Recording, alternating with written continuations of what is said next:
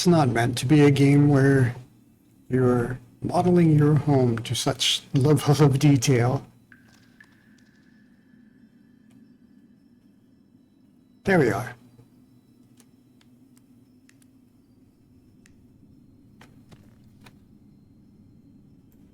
I'm going to do things a little bit backward than usual.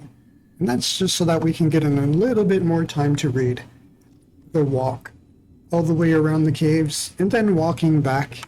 Well, it's fun. I don't mind it.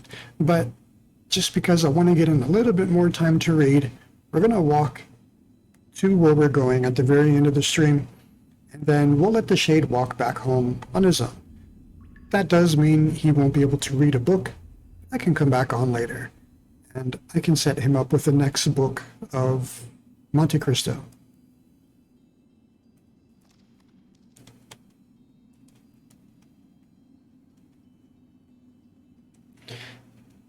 Speaking of Monte Cristo, I had to go back.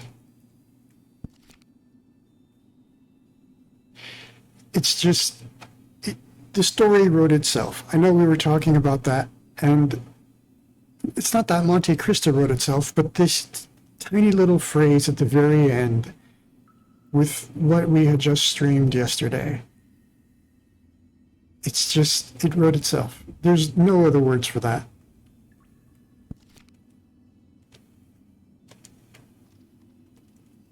I'm trying to get to another book here. Yeah, it's not meant to be that kind of a game with that kind of precision, even when it comes to trying to find a book, pushing left and right and all that.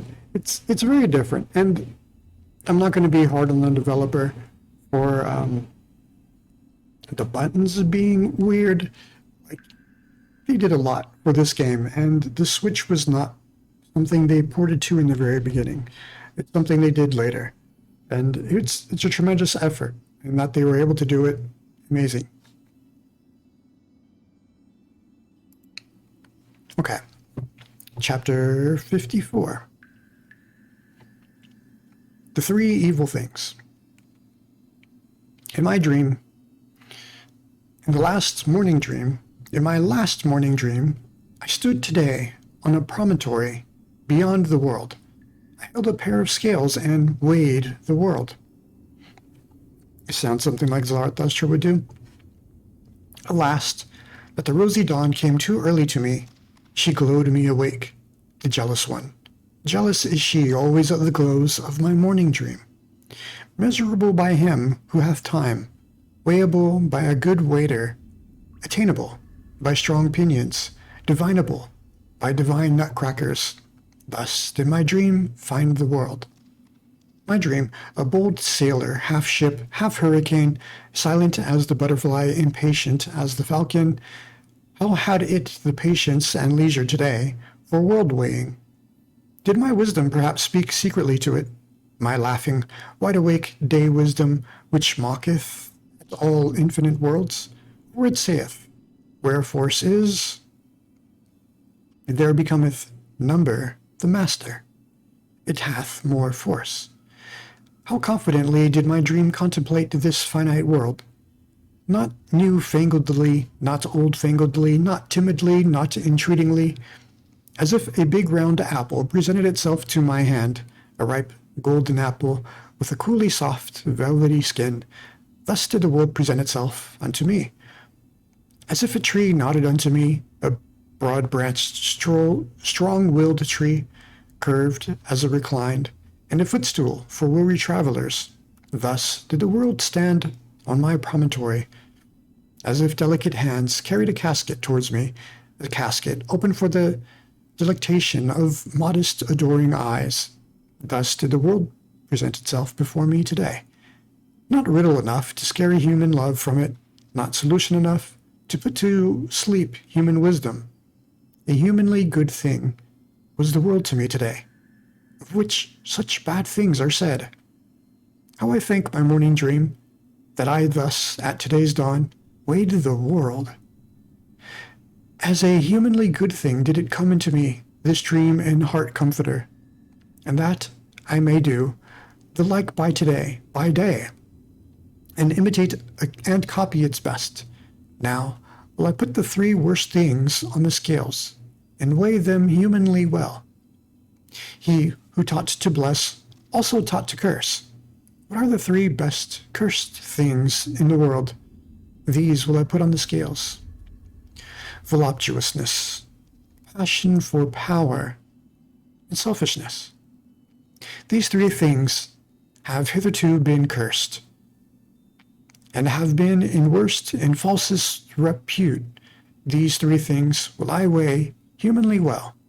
Well, here's my promontory, and there is the sea.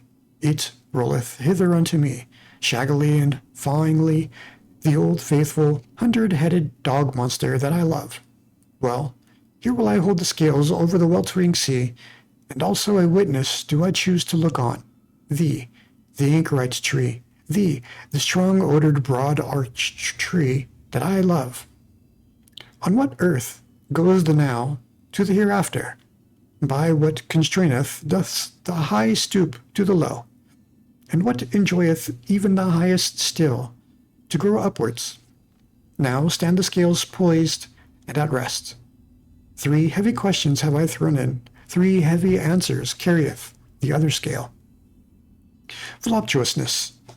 Unto all hair-shirted despisers of the body, a sting and stake, and cursed as the world by all backworldsmen, for it mocketh, and befooleth all erring, misinferring teachers.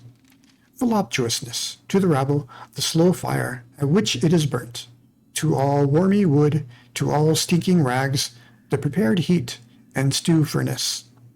Voluptuousness, to free hearts, a thing innocent and free, the garden happiness of the earth. All the future's thanks overflow to the present. Voluptuousness, only to the withered, a sweet poison. To the lion-willed, however, the great cordial, and the reverently saved wine of wines. Eggabee's cool. Hi, what's up? Haven't seen you in a while. It's good to see you. We've been playing The Longing. This game, as you can see at the very top, there's a timer ticking down.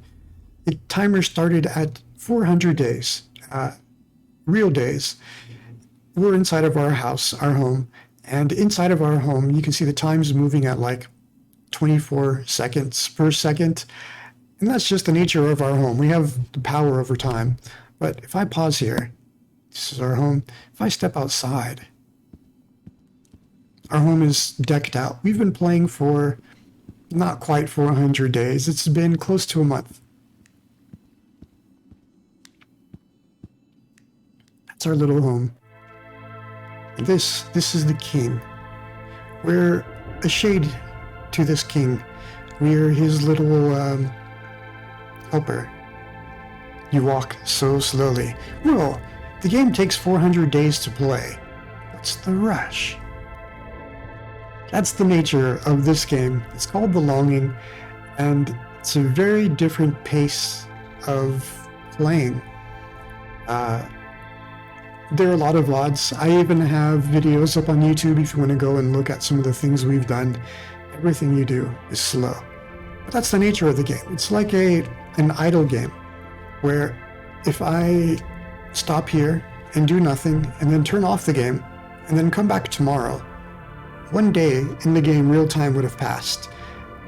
And it's like that. It's how could I say? It's like an idle game where you walk away from it, but the game is still working and doing its own thing. So our goal is given by the king. He says he is tired, he wants to rest, and in 400 days to wake him up. He's almost done with his sleep. Only have to stay the course for another couple of months. Yeah, it is very cool. It's definitely a very refreshing game when everything else in the world is like super fast, super focused. To find a game that's just relaxing. I think playing a game that takes this long, you start to grow attached to it. And we're at that point now where time when we're in our home is going incredibly fast. so fast that I calculated a couple of days ago, I calculated in 1 week we'll be finished. So in another 4, 5 days, that 95 days is going to be nothing. And that's just because time is moving so fast here. And it feels like 5 days, that's a long time. But at the same time for us, it's like, well, in 5 days it's going to be all over. Can't we make it last longer? You know, it's such an interesting feeling to be on the opposite side of that. And that's just because we've been playing it for so long that we've become attached.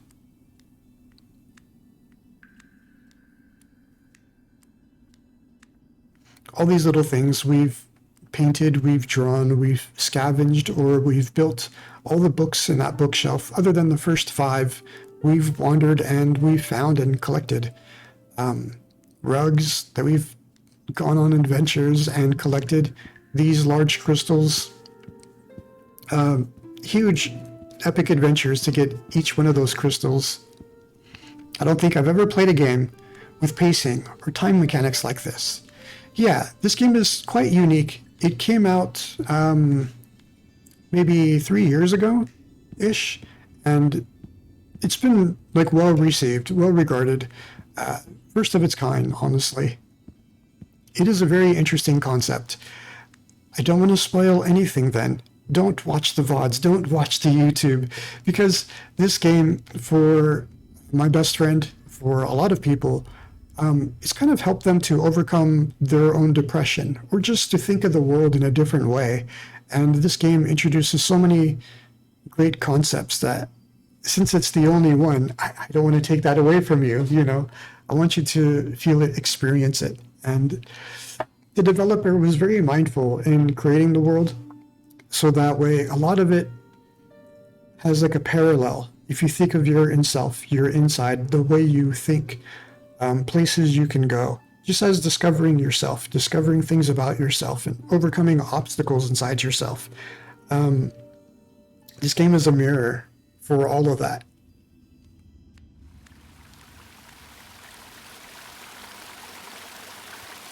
But I guess it's fair to say that, 5 days, it's all going to be over. What are we going to do next? And I did want to reach out to you because I know we had talked about the idea of playing some Minecraft together. And that seems something fun. I'm still interested in doing that. Or some other more action-y style of games to be opposite from this very slow, relaxed pace of game. And we've been streaming every day for about an hour. And we've been doing this almost a month.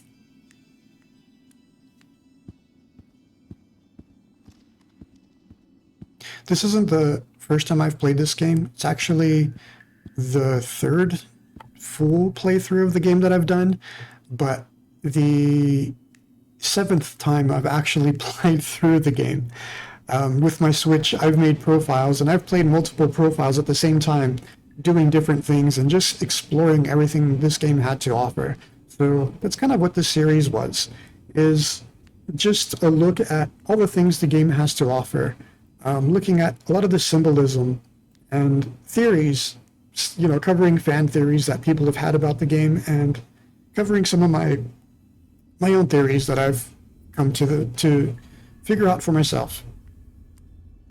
So this is definitely the big spoiler of gameplay. You've seen the notifications for going live in the game, but you've been too busy to join. Oh no, it's absolutely fine. Thanks for coming in and hanging out and checking it out. A couple of the other followers have come in the same thing, but you've kept meaning to. Yeah. I'm glad you're able to find the time to come in. This is what I've been up to. But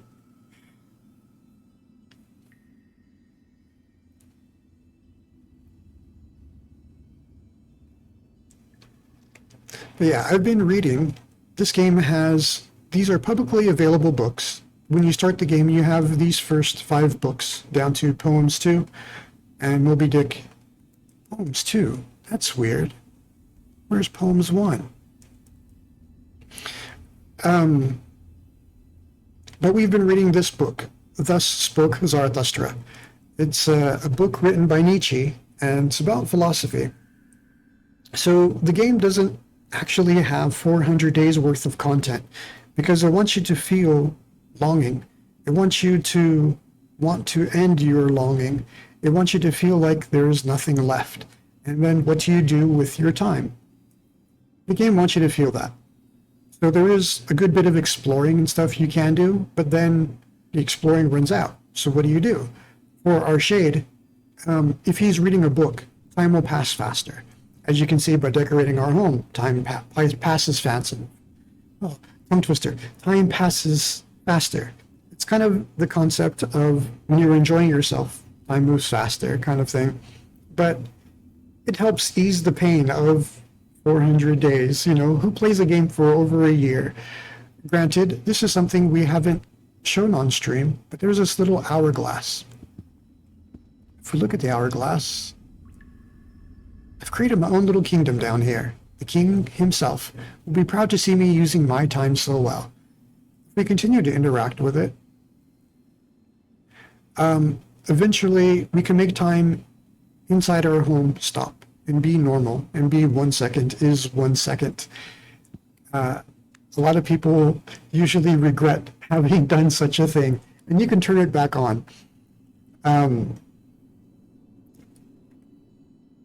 It's hard to express very succinctly all the feelings that this game brings.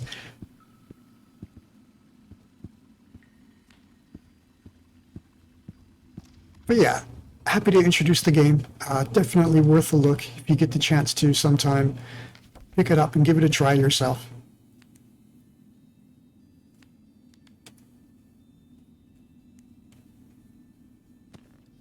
But yeah, hit me up on Discord, and in about a week, I will be free to work on some new ideas.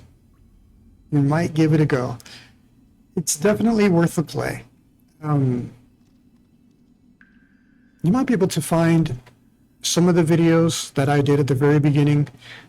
You just want to see a little bit more without it giving away too much.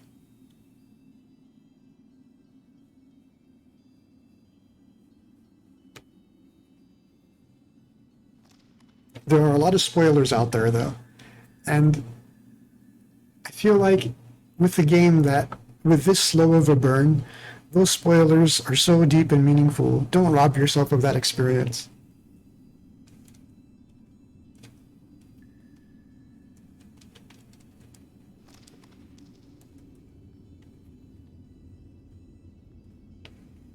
It was about 2 years ago. Me and my best friend, he and I decided, let's play this game together. And we tried to get a few of our other friends to play the game at the same time as us, but no one else was interested. So it was just the two of us. And we were trading the controllers back and forth on my Switch, just to take another turn, to look around, and just the thoughts that we've had, the exploration, the wonderings of, can you do this? Is this possible? What if this? And it just became this daily topic that you could return to. Such a fun experience.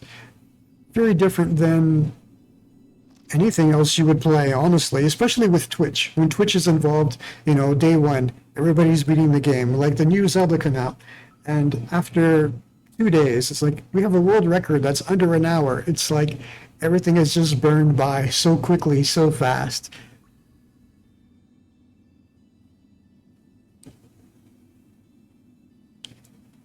Looks like nothing else you've ever seen. Right, I knew it. Right when you said, why do you walk so slow? Your shade, he tells you right from the very beginning, I have no rush to go anywhere, to do anything quickly. I have 400 days. The pacing is comfortable, considering that we've been streaming just 1 hour a day, and having had done this for a month, and we still found a little bit of something to do each day. Things to keep us interested, to keep us going.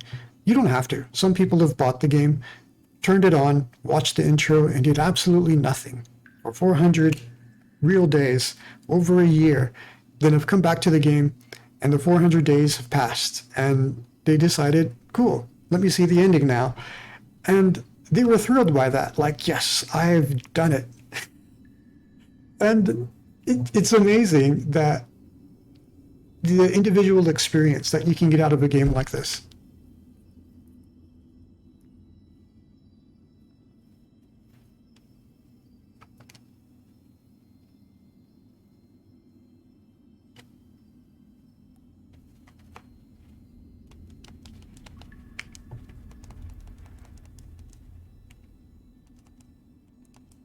But if you have any other questions, absolutely, feel free to ask.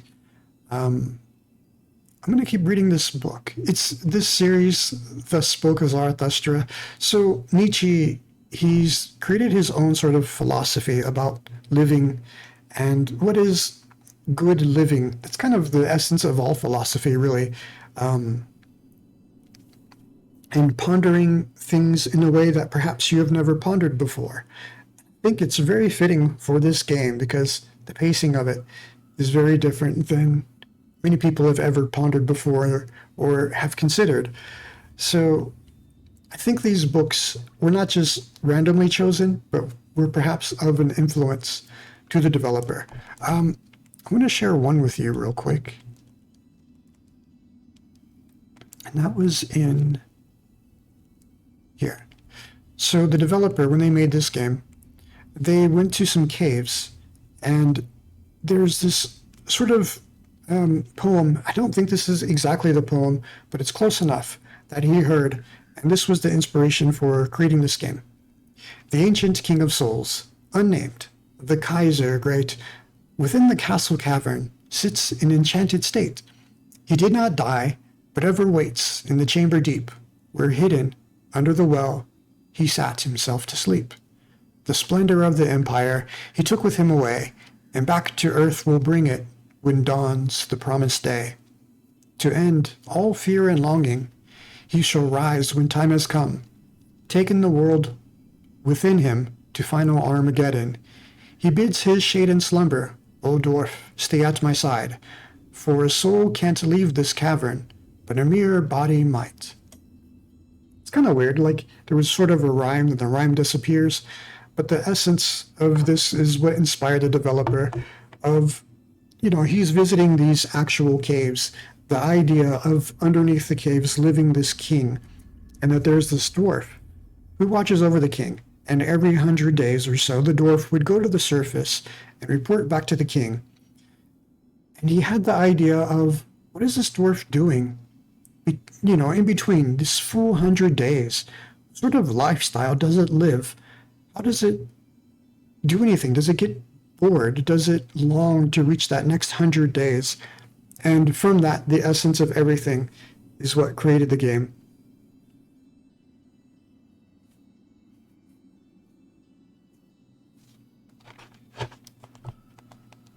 So I know definitely that one's an inspiration, and I think a lot of these others, the developer, I think, handpicked them.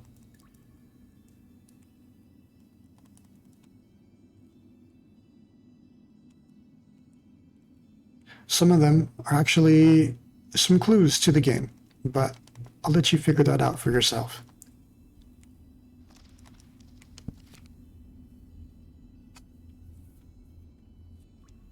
So right, Zarathustra, he's a fictitious character who's this wise man who lives on a mountaintop, and he attempts to come down to the city and speak to the common folk because he believes himself so full of wisdom. He understands how to live life, and he just wants to teach the people, this is how you should all live. And he comes down and he tries to proclaim, this is how you all are. You're living wrong. You must live this way. And in that way, we can be better. We can better all of humanity.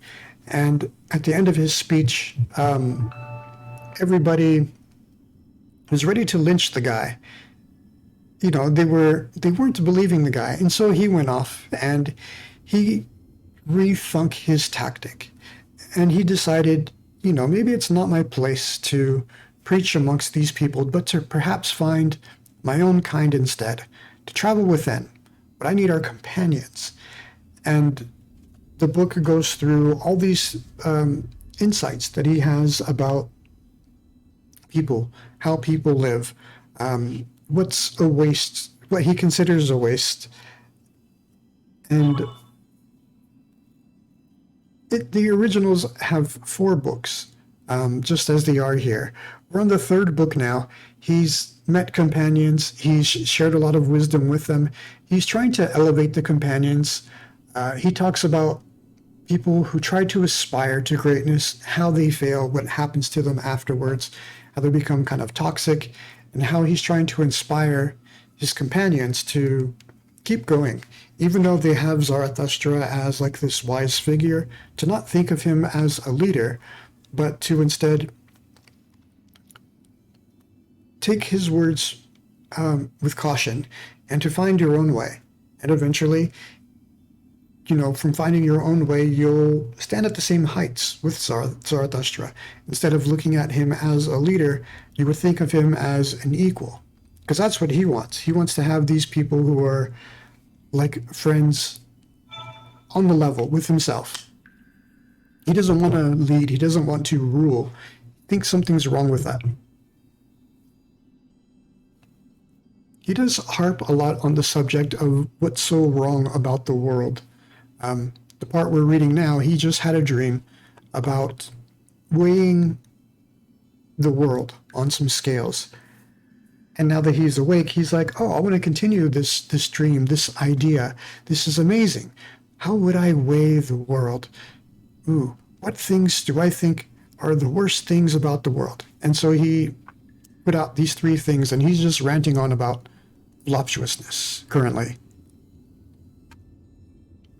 So I'm going to pick up where I left off. Voluptuousness, the great symbolic happiness of a higher happiness and highest hope. For to many is marriage promised, and more than marriage. To many that are more unknown to each other, that man and woman, and who hath fully understood how unknown to each other are man and woman. Voluptuousness, but I will have hedges around my thoughts, and even around my words, lest swine and libertine should break into my gardens. Passion for power, the glowing scourge of the hardest of the heart hard, the cruel torture reserved for the cruelest themselves, the gloomy flame of living pyres.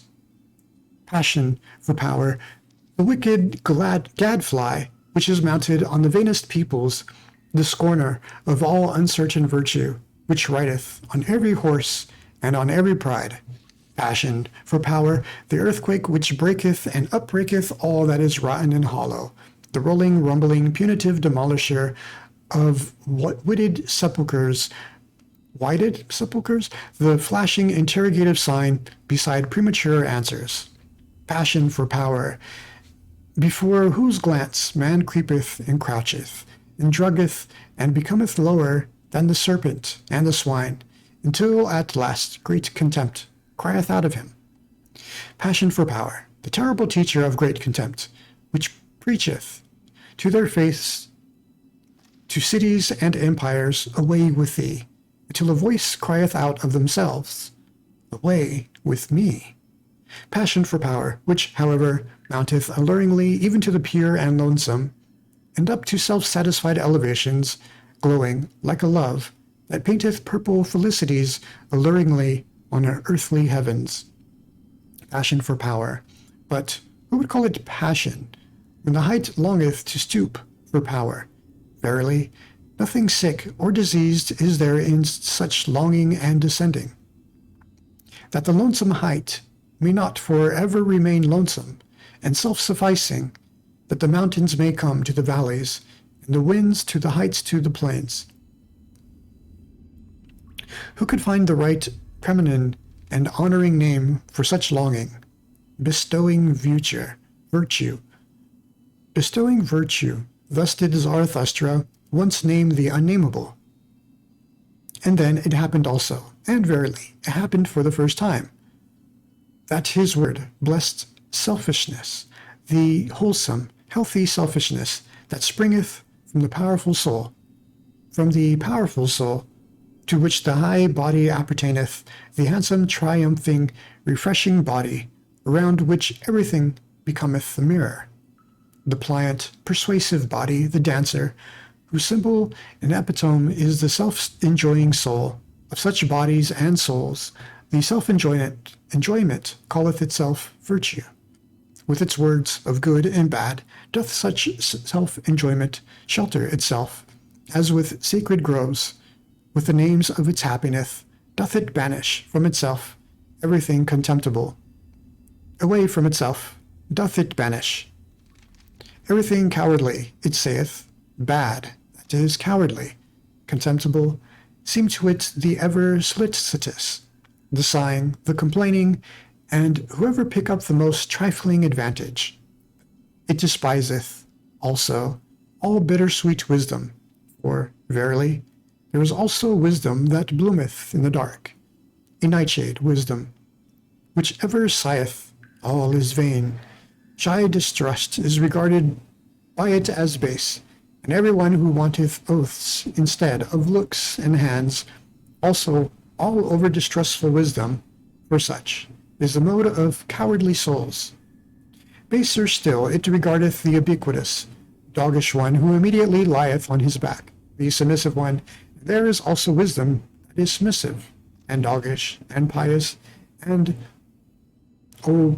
obsequious. I think I misread that the first time. Oh well.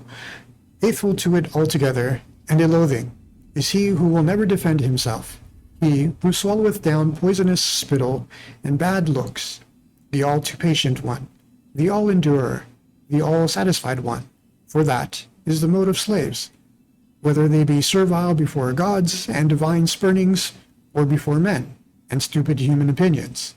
At all kinds of slaves doth it spit, this blessed selfishness. I like the distinction he makes there, by the way, that he's not just talking about people in slavery, but how some people voluntarily enter a slavery towards perhaps a deity. I think that's the analogy he's making here. This blessed selfishness bad, thus doth it call all that is spirit broken and sordidly servile, constrained, blinking eyes, depressed hearts, and the false submissive style, which kisseth with broad cowardly lips. And spurious wisdom, so doth it call all the wit that slaves, and hoary-headed and weary ones affect, and especially all the cunning, spurious-witted, curious-witted foolishness of priests. The spurious wise, however, all the priests, the world-weary, and those whose souls are of feminine and servile nature. Oh, how hath their game all along abused selfishness? And precisely that was to be virtue, and was to be called virtue, to abuse selfishness and selfless. So did they wish themselves, with good reason, all those world-weary cowards and cross-spiders.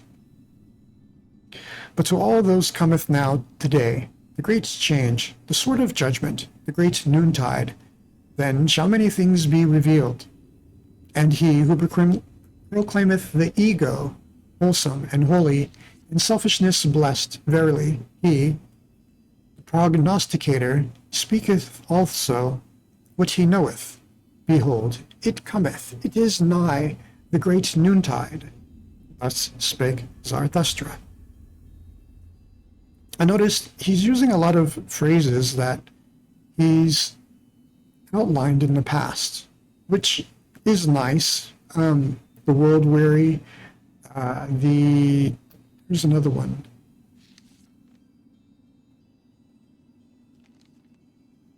The ones with the spider ones. Cross spiders. It's another phrase he's used, and he introduced that phrase, which is nice, but I think it's allowing us to read faster. The very beginning, though, it's still difficult to read all this because it began with such dense language, and it's just odd, unusual. And I've only seen people who write about philosophy write in this way.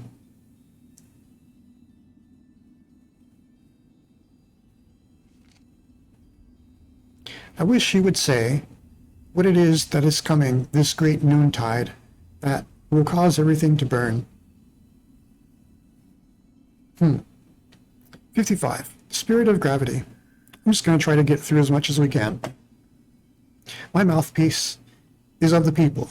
Too coarsely and cordially do I talk for Angora rabbits. And still, stranger soundeth my word unto all inkfish and pen foxes.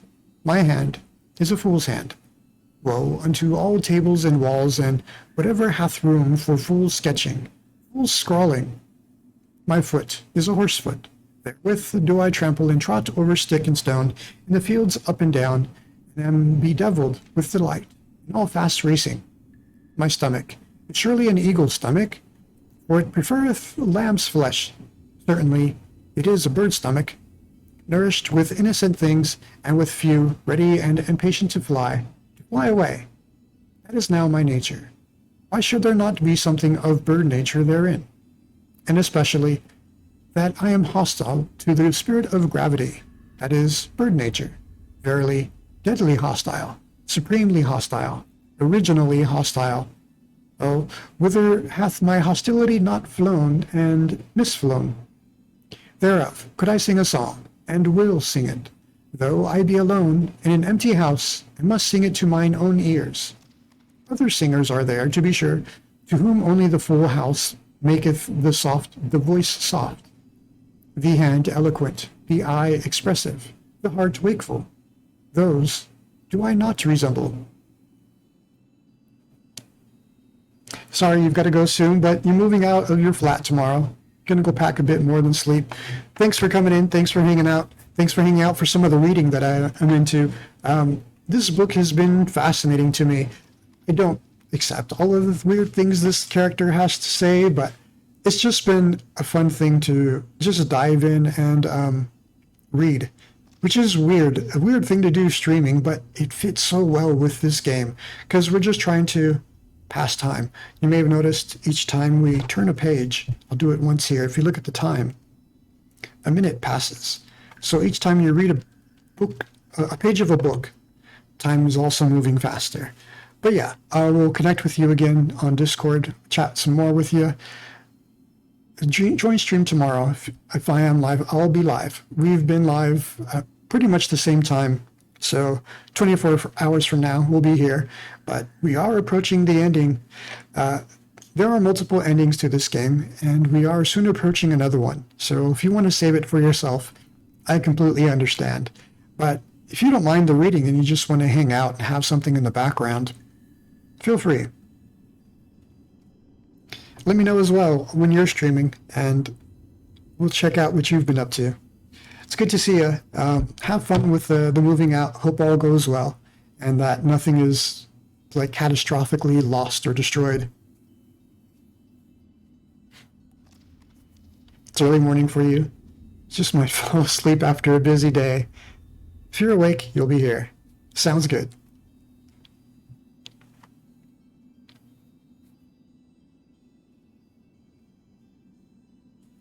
Have a great stream. We always do. We have fun. It's odd. It's unusual. It's kind of like the things we talk about.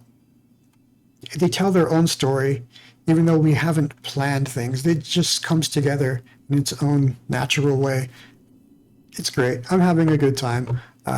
Great game. I've enjoyed it. I'm happy to have shared so much about the game and what we will share in the future as the game wraps up.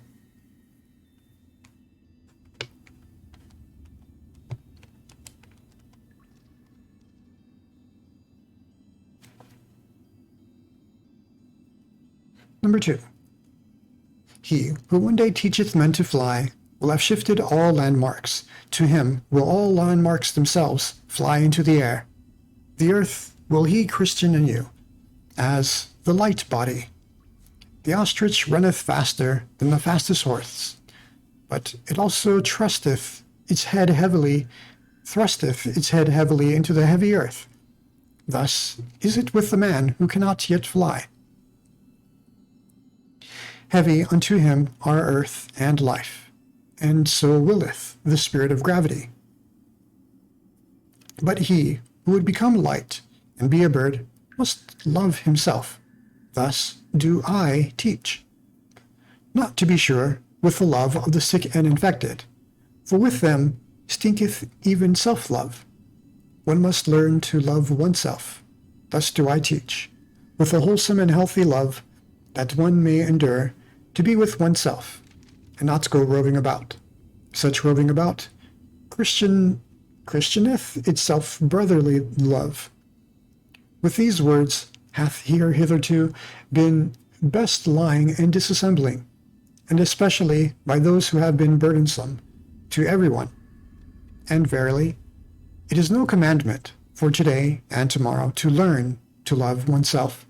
Rather, is it of all arts the finest, subtlest, last, and patientest.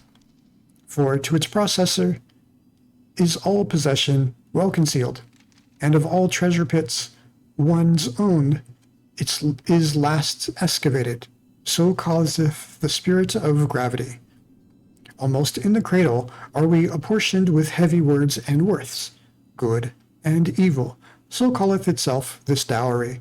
For the sake of it we are forgiven for living, and therefore suffereth one little children to come unto one, to forbid them betimes to love themselves. So causeth the spirit of gravity. And we bear loyally what is apportioned unto us on hard shoulders over rugged mountains, and when we sweat, then do the people say unto us, Yea, life is hard to bear. But man himself only is hard to bear. The reason thereof is that he carrieth too many extraneous things on his shoulders. Like the camel kneeleth he down, and letteth himself be well laden. Especially the strong load-bearing man, in whom reverence resideth. Too many extraneous heavy words and worths loadeth he upon himself. Then seemeth life to him a desert. And verily, many a thing also that is our own is hard to bear, and many internal things in man are like the oyster, repulsive, slippery, hard to grasp.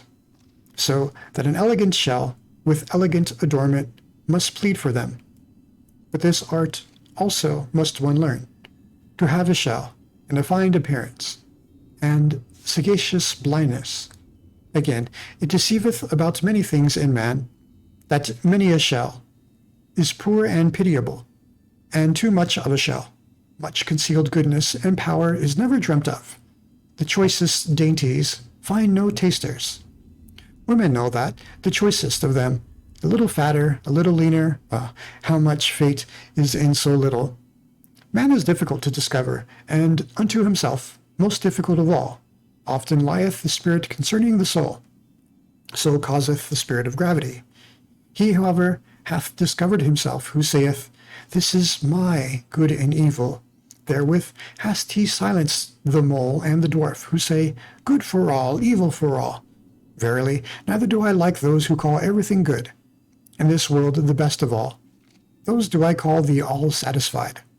All-satisfiedness, which knoweth how to taste everything, that is not the best taste. I honor the refractory, fastidious tongues and stomachs, which have learnt to say I, and yea, and nay. To chew and digest everything, however, that is the genuine swine nature.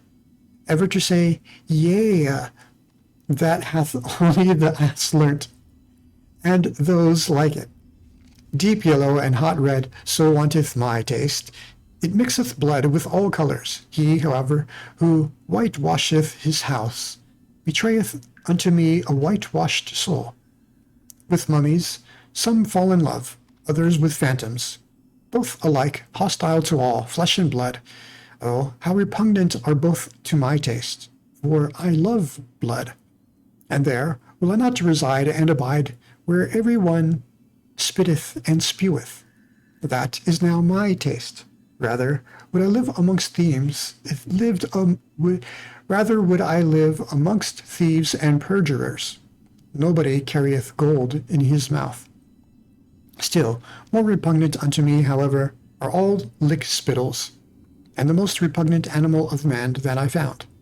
Did I Christian parasite?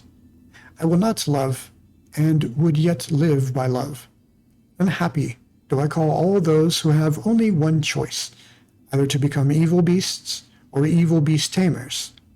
Amongst such would I not build my tabernacle. And happy do I also call those who have ever to wait. They are repugnant to my taste.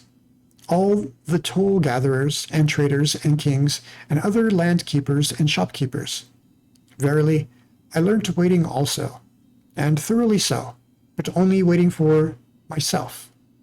And above all did I learn standing and walking and running and leaping and climbing and dancing. This, however, is my teaching. He who wisheth one day to fly must first learn standing and walking and running and climbing and dancing. One doth not fly into flying. With rope ladders learned I to reach many a window. With nimble legs did I climb high masts. To sit on high masts of perception seemed to me no small bliss. The flicker, like small flames on high masts, a small light, certainly, but a great comfort to castaway sailors and shipwrecked ones. I'm just making up invisible words. By divers ways and wendings did I arrive at my truth. Not by one ladder did I mount to the height, where mine eye roveth, and to my remoteness, and unwillingly only did I ask my way. That was always counter to my taste. Rather did I question and test the ways themselves. A testing and a questioning hath been all my travelling, and verily, one must also learn to answer such questioning. That, however, is my taste. Neither a good nor a bad taste, but my taste, of which I have no longer either shame or secrecy. This is now my way. Where is yours? Thus did I answer those who asked me the way, for the way, it doth not exist. And thus spake Zarathustra.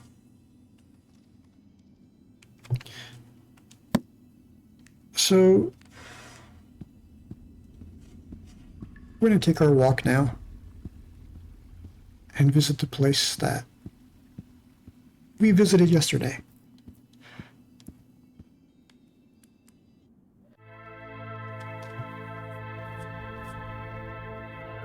In some ways, Zarathustra is not saying anything new. He's just saying the same things in different ways.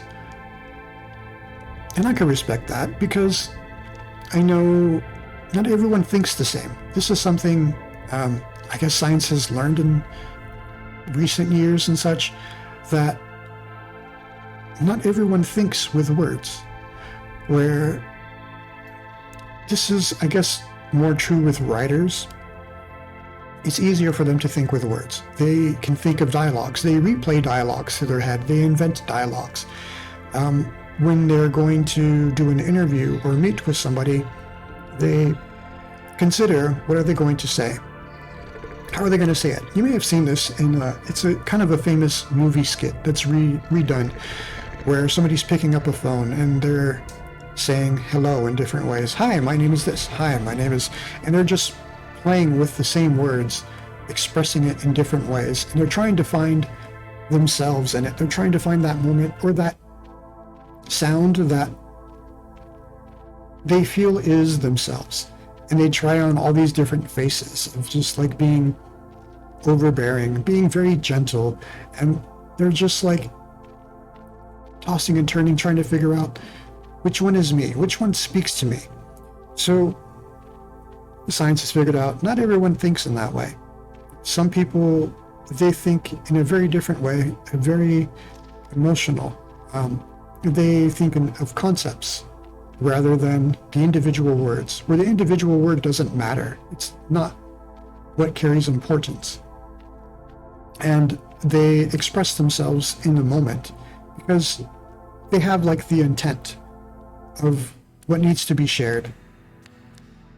And I find they're very flexible in conversation, and they'll take the information of the conversation happening in real time. They know what to do with it, to put things back on track, to help you to guide the conversation back to where they would like to have it, to express something, while those people who focus on just the words, they haven't prepared what to say next. And so oftentimes they'll be off guard because they don't know what to say yet. They need to spend some time to think about it. So, right, it's not that one is better than the other or anything. It's just the way people think, that the way we think about anything is different. Math is an incredible example. I was horrid at math, not so much anymore. And that's just thankfully to one teacher and the way they expressed and described to me what numbers are doing behind the scenes, what's happening besides the little formulas you're writing on paper. And if you just follow the formula on paper, yeah, it just works. And that's unfortunately what a lot of people are taught. And if you're lucky enough to have a teacher who expresses, this is what the numbers are actually doing. For me, it allowed me to visualize and understand numbers, I guess in the proper way, in a way that should have been taught.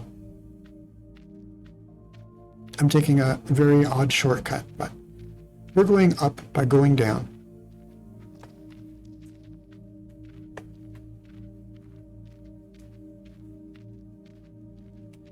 So for Zarathustra to say the same things with different words, I don't think it a bad thing, because I think he's trying to get through to all these different people who perhaps think differently, who have a different way of living that's different than his way. And he's trying to be approachable of what he's trying to share through all these different ways of saying the same thing. So with that, I don't feel bad if we're not able to read the fourth book. In some ways, it feels like it'll be more of the same. Though the story is evolving, the time will be nigh, this whole burning thing that he's talking about. Well, we might miss that. I guess since the book is publicly available, you have to find and read the rest of it on your own. I'm pretty sure we'll have enough time to finish the third book, but I don't think we'll finish the fourth, or even begin it.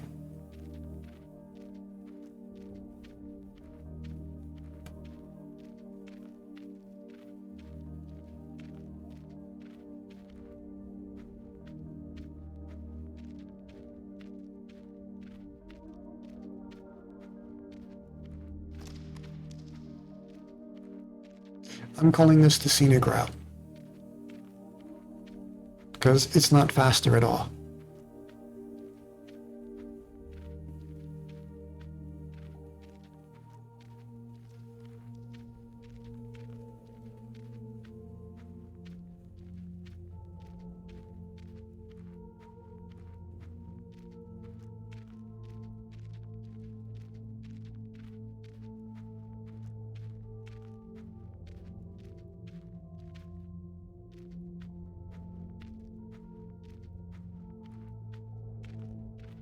But I sort of get what Zarathustra was saying with all these different people, these different types of people, and how he despises them, and the ones he despises more than the others. I think the heart of the matter, the issue with all of them, and I'm sure you've seen it as well, there are certain people you meet, and they always just seem the same. This is a conversation me and my best friend had once about people that they have met from early school, and they're meeting them again for the first time in high school or in college. And those people are just the same. Like, they haven't changed at all. The way they think, the things they talk about, it's just like the page that you had spent with them years ago was just one page ago. And they've just turned the page and they're still exactly the same character as you've known them to be. It's like, where's your growth? Haven't you leveled up as a person? Haven't you changed your mind about things at all? Anything? Really? Nothing? It's just unusual, especially when those people talk to you and it's like, wait, you're not the same person I used to know. Why are you so different? Your hair is different. Your clothes are different. You talk different. Like, you seem smarter. You know how to math now? What the heck has happened to you? you know, who are you? What have you done to my friend? Kind of thing. But you suddenly don't feel like you can be their friend again. You feel like you've left them behind, or they've left you behind. It's weird, because how do you deal with that? Because these people, you've called them your friends, and they were so meaningful to you, and now they kind of want to cast you out because you've changed, but they haven't. I think that's one of the major points Zarathustra was talking about, how to be this child person. Not to be a man child or a woman child, you know what I mean, but like to be somebody who can still evolve, to become somebody different. I think that's an essential part for anyone, because if you want to become better than things are now, then if, say, you're like the pauper and the king, how can the pauper become a king if all you do is just dress him in king's clothing and put him on a throne? He still has to learn the new mannerisms. He still has to learn how to be in those roles. And if they're not willing to grow or change, then it's just a mockery, right? They're just playing pretend. They're still being themselves, even though they're wearing different clothing. They're like an actor dressed up for a play, and they may look different, but they talk the same. That's something I've seen Halloween times, meeting people on the streets and stuff in different costumes. It's like, wow, you're that character. But in no way do they actually embody that character.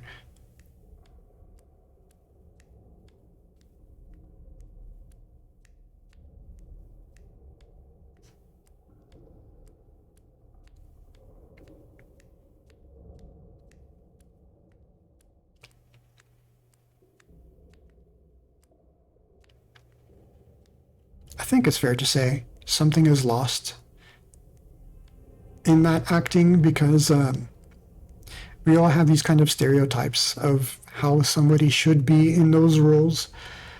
And I think that's the main point Zarathustra was saying, is to find your own tastes. Don't just agree with others. Don't just say it's good because they think it's good. To not be that sort of pleasant around everybody person, because he says he despises them. To find what is your taste, what do you like, and to stand up for it. And if you don't like something, to stick with it. If you've never tried something, give it a try. I would say give it a try. What Zarathustra would say, I don't know.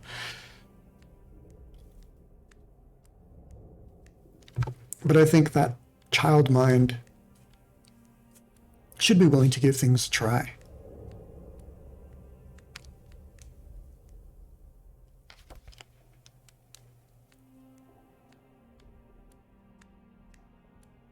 I would like to say it's true of people who play video games. Ah, the mushrooms, they...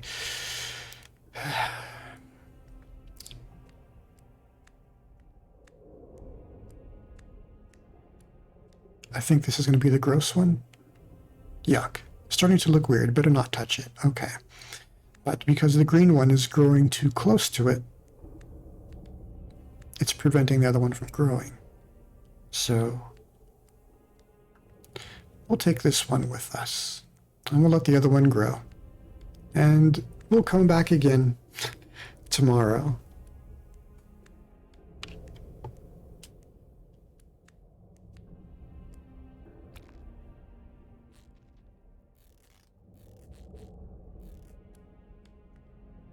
It's fine. We still have, well, we have less than 100 days now.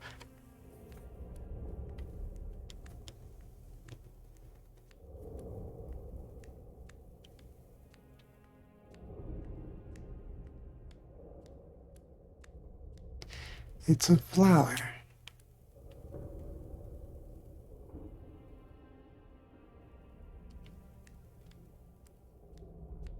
You can pick up the flower.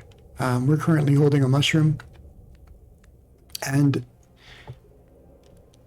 the flower will live in your home, and the shade will say, "This is my most prized possession of all." I have a picture of it I can show you.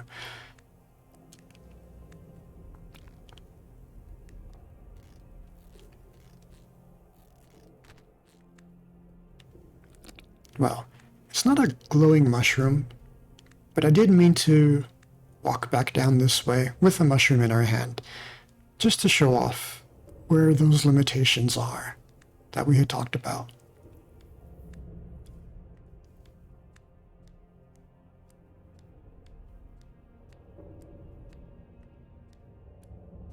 And then we'll just let the shade walk the rest of the way home on his own.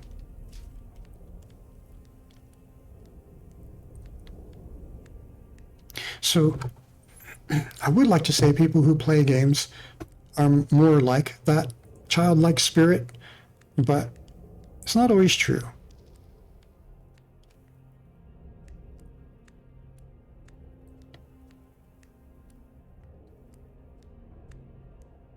I think some people have become very well adapted to certain games, certain genres even, where they'll pick up a new game and they'll instantly compare it to other games that they have played. And the child doesn't have those experiences of those other games. They don't have those comparisons, and they're looking at it here as a brand new experience that they've never seen before.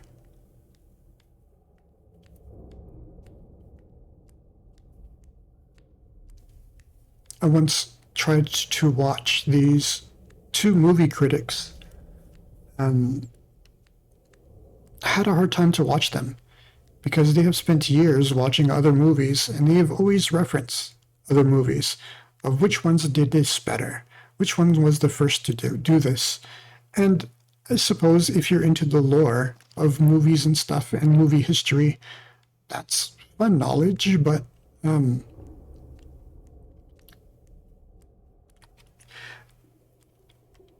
like some movies, they should be standalone from the other movies in existence because not every developer or filmmaker has seen or knows that vast resource of knowledge, and they're creating their own ideas independently from others.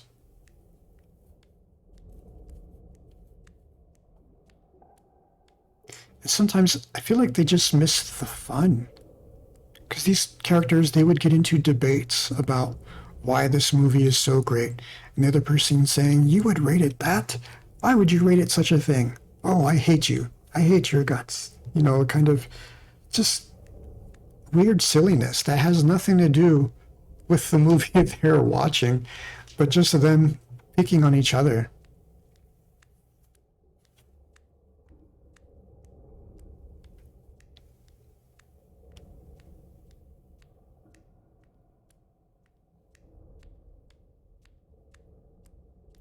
But yeah, I would have liked to have said people who play games have that more childlike approach to things.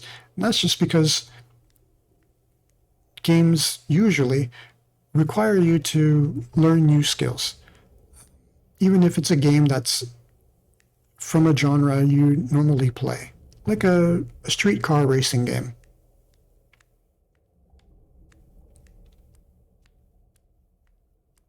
Different cars, different physics, oddly enough.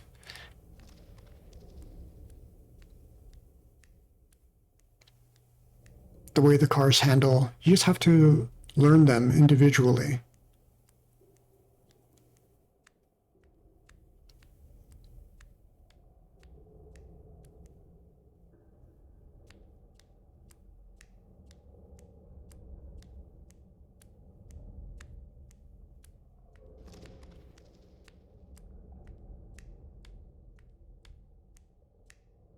I think I'm just going to walk up to this cliff.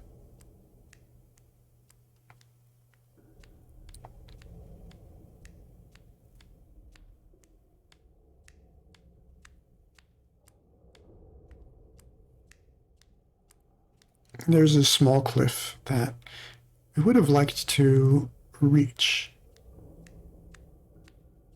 All we would need to do is we would just need a place to grow a mushroom. And as you can see, carrying the mushroom, we only have the option to eat it.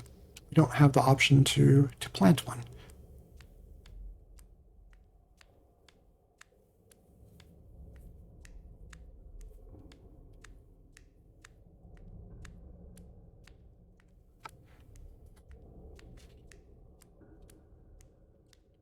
I'm going to walk back to the doors. And you'll be able to see that we're unable to enter the doors. We shall not pass with a mushroom. And then I'm going to show off that screenshot of the flower. I think I have one, what the flower looks like at home. I just want to keep it there because once we've picked it, that location there's nothing there remaining of it. It's just normal ground afterwards.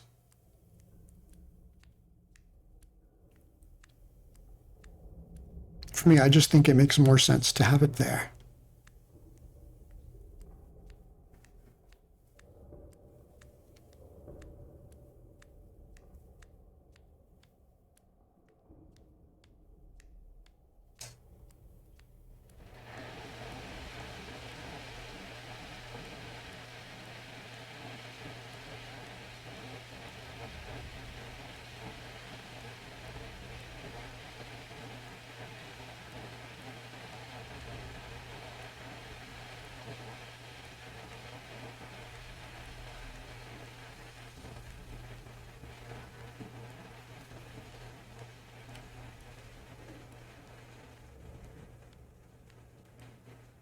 There's no door here. What are you talking about?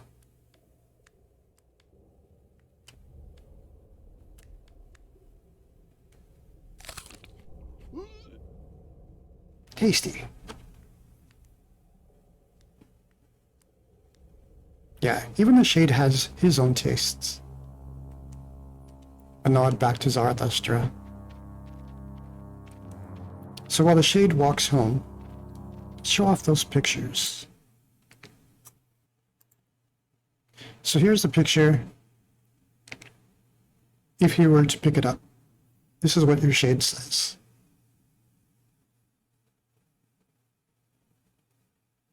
It will be my most valuable possession from now on. And then, there's a spoiler if I show all the pictures. Here. It's just like any other, where you can pick it up and you can place it anywhere in your home.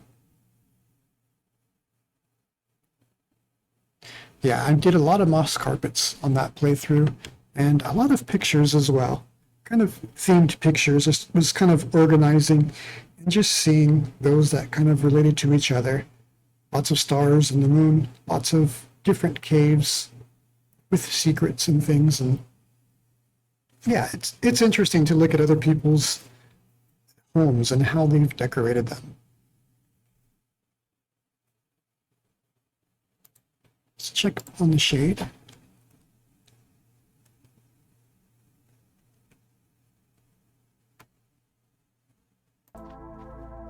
We're almost home.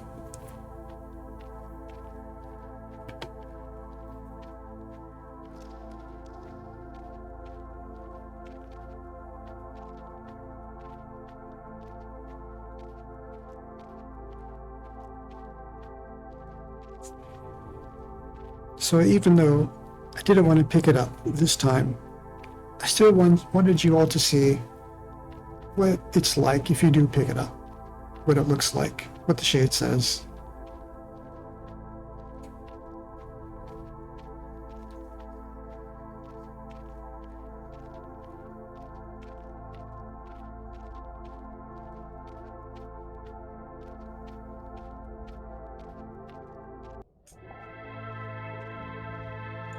I think there was a post speculating that it's so empty down here. Well, of course that would happen. There's nothing to eat. Unlike the shade, who doesn't need food for sustenance, I think a little friend did. But the game doesn't show any bugs or critters at all. Just that one in particular, because that's meaningful for us. I think it's just one of those reasonable shortcuts that a game developer would make, where you don't want to draw all the little bugs and insects and things that also live down here, who the shade doesn't make friends with. I imagine there are others. Perhaps there are even other little spider bros.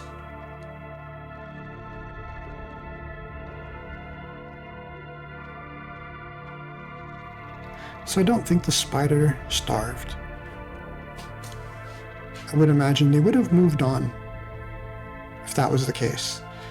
But instead, it was just their time.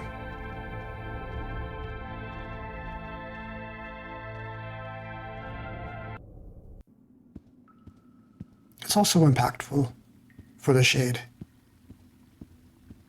I think that's the more meaningful aspect of it all. That a lot of these things, they're set in place. They're designed for the shade's experience. And kind of what that means internally as a person.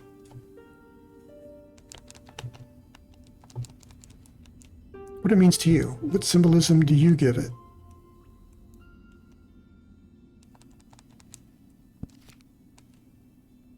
Daddy did. Chapter 70. Well, enjoy your book, Little Shade.